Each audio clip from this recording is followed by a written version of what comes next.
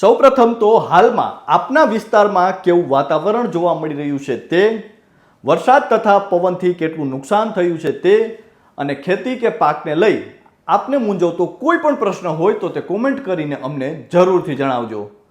આપનો પ્રશ્ન અમે હવામાન નિષ્ણાંત પરેશભાઈ ગોસ્વામી સુધી પહોંચાડવાનો અવશ્ય પ્રયાસ કરીશું. હવે જો આગાહીને લઈને વાત કરીએ તો એક બાજુ રાજ્યમાં અત્યારે ભર ઉનાળે ચોમાસા જેવો માહોલ જોવા મળી રહ્યો છે. ગઈકાલે સૌરાષ્ટ્ર સહિત ગુજરાતના મોટા ભાગના અનેક વિસ્તારોમાં કમોસમી વરસાદ પડ્યો હતો.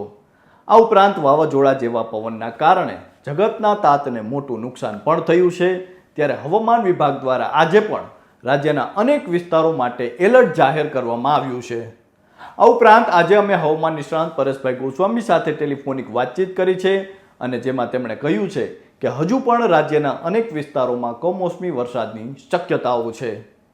નમસ્કાર, આપની સાથે હું છું કૃપાલસિંહ જાડેજા અને આજે અમે હવામાન નિષ્ણાંત પરેશભાઈ ગોસ્વામી સાથે ટેલિફોનિક વાતચીત કરી છે અને જેમાં અમે પૂછ્યું છે કે હાલમાં જે પવન જોવા મળી રહ્યો છે તેનું શું કારણ છે અને હવે કયા વિસ્તારોમાં વરસાદની આગાહી છે, જેને લઈને પરેશભાઈ શું કહ્યું છે તે જાણીએ.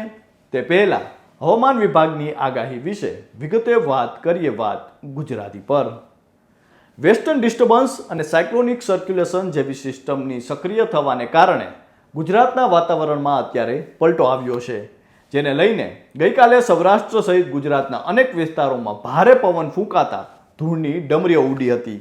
આ ઉપરાંત ક્યાંક હળવો તો ક્યાંક મધ્યમ કમોસમી વરસાદ પણ જોવા મળ્યો હતો. ત્યારે હવામાન વિભાગ દ્વારા 20 માર્ચે શુક્રવારે એટલે કે આજે રાજ્યના બનાસકાંઠા, સાબરકાંઠા, અરવલ્લી, મહીસાગર, પંચમહાલ, દાહોદ, છોટાઉદેપુર, કચ્છ, અમરેલી અને ભાવનગરમાં છૂટા છવાયા સ્થળોએ ગાજવીજ સાથે હળવાથી મધ્યમ વરસાદની આગાહી આપવામાં આવી છે.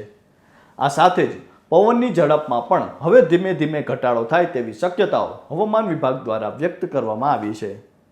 ત્યારે આજે અમે હવામાન નિષ્ણાંત પરેશભાઈ ગોસ્વામી સાથે ટેલિફોનિક વાતચીત કરી છે અને જેમાં તેમણે આગાહીને લઈને જણાવ્યું છે કે ઘણા સમયથી આપણે એક લાંબા ગાળાનું અનુમાન આપ્યું હતું કે 20 તારીખ આસપાસ માવઠાના ઝાપટા રાજ્યની અંદર પડી શકે છે અને તે મુજબ જ 18 તારીખથી રાજ્યની અંદર માવઠાના ઝાપટા પડી રહ્યા છે. ગઈકાલે આ અસ્થિરતાના કારણે ગુજરાતના અનેક વિસ્તારોમાં માવઠાના ઝાપટા નોંધાયા હતા. આજે 20 તારીખે આ અસ્થિરતા ઉત્તર પૂર્વ તરફ આગળ વધી જશે. જો કે આજે સીમિત વિસ્તારોની અંદર માવઠાના ઝાપટા જે નોંધાય તેવી પૂરી શક્યતાઓ છે, જેમાં કચ્છ, સૌરાષ્ટ્ર અને ઉત્તર ગુજરાતના 1-2 વિસ્તારોની અંદર આ ઝાપટા નોંધાય તેવી શક્યતાઓ છે, જેથી ગઈકાલની સરખામણીએ આજે ઘણા બધા વિસ્તારોની અંદર આ ઘટી શકે છે અને ધીમે ધીમે માવઠામાંથી મુક્તિ મળી જશે. જો કે આ વાદળછાયું વાતાવરણ છે તે લાંબો સમય સુધી રહી શકે છે. 22 તારીખથી તાપમાનમાં વધારો થશે, જેમાં 32 થી લઈને 36 ડિગ્રી સુધી તાપમાન જઈ શકે છે. આ ઉપરાંત પરેશભાઈએ આ માવઠાની ચોમાસા પર શું અસર થાય તેને લઈને જણાવ્યું છે કે આ માવઠા કોઈ અરબ સાગર કે બંગાળની ખાડીની સિસ્ટમને કારણે નહીં, પરંતુ વેસ્ટર્ન ડિસ્ટર્બન્સની અસરના કારણે થઈ રહ્યા છે. એટલે કે તેની કોઈ પણ પ્રકારની અસર ચોમાસા પર નથી પડતી. તો આ ઉપરાંત આજે જોઈએ તો IMD એટલે કે ભારતીય હવામાન વિભાગના જણાવ્યા અનુસાર આજથી ઉત્તર પ્રદેશ, બિહાર, દિલ્હી અને કાશ્મીરમાં લોકોને મુશ્કેલીઓનો સામનો કરવો પડશે, કારણ કે આ સમયગાળા દરમિયાન 70 થી 85 કિલોમીટર પ્રતિ કલાકની ઝડપે ત્યાં પવન ફૂંકાય તેવી શક્યતાઓ છે. ખેડૂતોએ સાવધાની રાખવાની ત્યાં જરૂર પડશે. 10 થી વધુ રાજ્યોમાં કરા પડવાની શક્યતાઓ પણ વ્યક્ત કરવામાં આવી છે અને આ ભારે વરસાદના કારણે તાપમાનમાં 2 થી 3 ડિગ્રીનો ઘટાડો થાય તેવી સંભાવનાઓ વ્યક્ત કરવામાં આવી છે.